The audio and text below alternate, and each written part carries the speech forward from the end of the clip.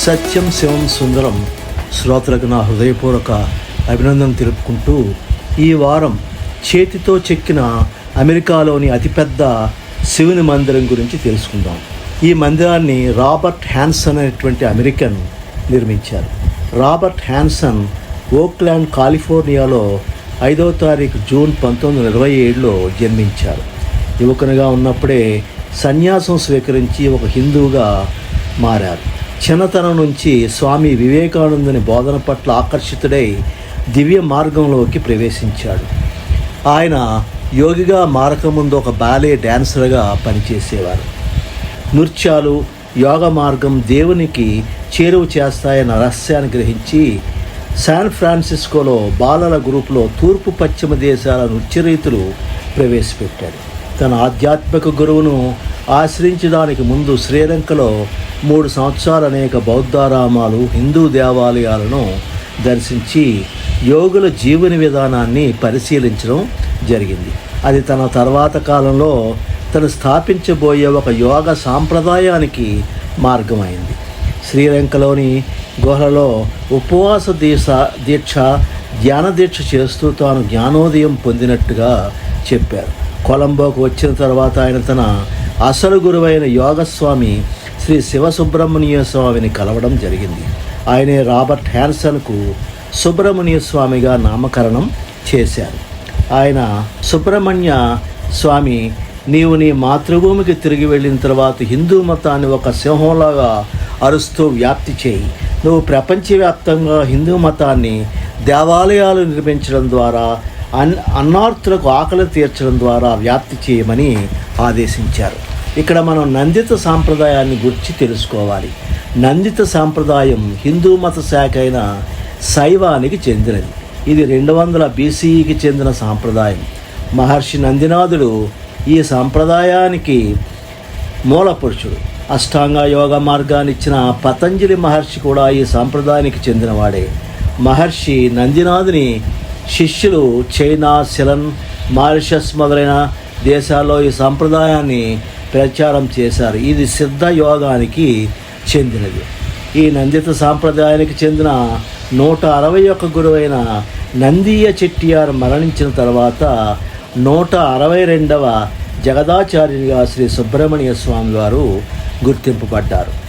1949లో శ్రీ సుబ్రహ్మణ్య స్వామి America తిరిగి వచ్చి Colorado రాష్ట్రంలో డెన్వర్ వద్ద 1956లో ధ్యానం ద్వారా తన జీవిత భౌతిక శరీరాన్ని ఆత్మస్వరూపంగా గ్రహించారు.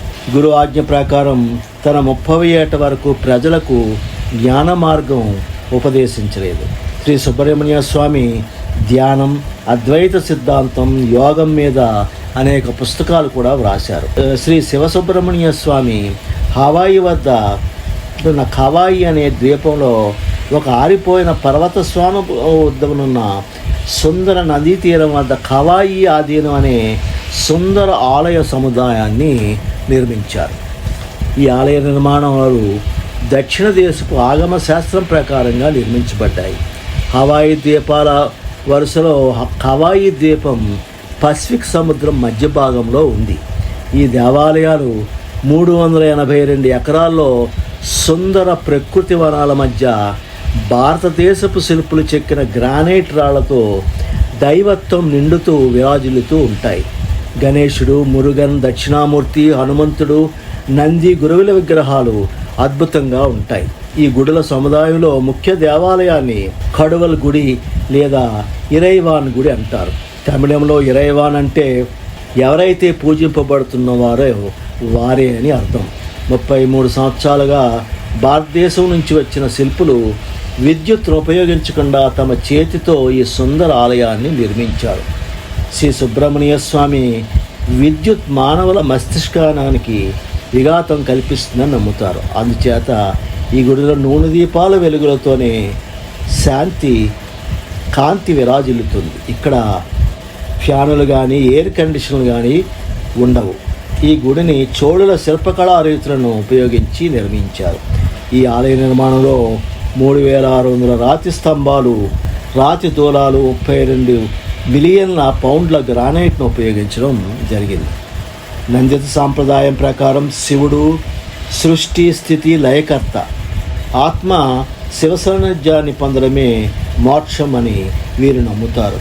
9 అక్టోబర్ 2001లో ఈయనకు క్యాన్సర్ సోకినప్పుడు సాంప్రదాయిక వైద్యాన్ని ఈయన నిరాకరించి హిందూ ధార్మిక పద్ధతిలో నిరాహారులై ఆ దీక్ష 32వ రోజుకు చేరిన తర్వాత తన 32 యోగుల సమక్షంలో శివ సాన్నిధ్యాన్ని చేరారు. శ్రీ శివసుబ్రహ్మణ్య స్వామి తర్వాత సద్గురు బోధినాథ వెలయన్ స్వామి గురువుల ఆశీర్వాదంతో 163వ గురువుగా నియమించబడ్డారు. ఈయన కూడా కాలిఫోర్నియాలో జన్మించారు. వేదాంగాలు ధ్యానంలో నిష్ణాతులు. శ్రీ శివసుబ్రహ్మణ్యన్ స్వామికి అనేక దేశాలు, పార్లమెంట్ ఆఫ్ రిలీజియన్ వంటి అంతర్జాతీయ సంస్థలు హిందూ మతం యొక్క గొప్పదనాన్ని చాటిన వ్యక్తిగా ఈయన్ని కీర్తించారు. 25 ఆగస్టు 2006న యూత్ ఆన్ శాంతి అవార్డును తీసుకున్నప్పుడు 1200 మంది ఆధ్యాత్మికవేత్తల సమావేశంలో ప్రపంచ శాంతికి మార్గం మన ఇంట్లో యుద్ధాన్ని ఆపడమేనని అన్నారు. 1997వ సంవత్సరంలో క్లోనింగ్పై ఒక హిందూ మత పెద్దగా యుఎస్ ప్రెసిడెంట్ క్లింటన్ వీరి అభిప్రాయాన్ని చెప్పమన్నప్పుడు ఆయన హిందూ మతం క్లోనింగ్కు వ్యతిరేకమని చెప్పి అన్నారు. ఈ ఆశ్రమంలో నేపాల్ నుంచి తెచ్చిన 108 రుద్రాక్ష చెట్లను చిన్న మొక్కలుగా ఉన్నప్పుడు నాటడం జరిగింది. రుద్రాక్ష అంటే శివుని కన్నీరని అర్థం. రుద్రాక్షలు ప్రార్థనకు, ధ్యానానికి, మనల్ని రక్షించడానికి ఉపయోగపడతాయి. శివుడు మనుషులు పడుతున్న బాధలను చూడడానికే కైలాసం నుంచి చూచినప్పుడు బాధతో అతని కంటి నుండి రాలిన కన్నీరు చుక్కలే ఈ రుద్రాక్ష. ఈ 108 రుద్రాక్ష వృక్షాలు 100 అడుగుల ఎత్తుకు నేడు చేరాయి. ఇక్కడ సాధువులు రుద్రాక్షలను అరగదీసి మాలలు చేసుకుని తమ ధ్యాన దీక్ష చేస్తారు. త్వరలో ఇక్కడ ఒక ధ్యాన మందిరాన్ని నిర్మాణం కూడా జరుగుతుందట. ఇలా ఈ ఆశ్రమం హిందూ మత వ్యాప్తికి అమెరికాలో కృషి చేస్తూ ఉంది. ఇలా భారతదేశపు ఎలల దాటిన హిందూ మత ధర్మాన్ని వ్యాప్తి చేస్తున్న అనేక మంది అమెరికన్లు, యూరోపియన్ల గురించి తదుపరి సంచికల్లో తెలుసుకుంటాం. ఈ వీడియో మీకు నచ్చినట్లయితే సబ్స్క్రైబ్ చేయండి, షేర్ చేయండి, కామెంట్ చేయండి. జై హింద్, జై శ్రీరామ్.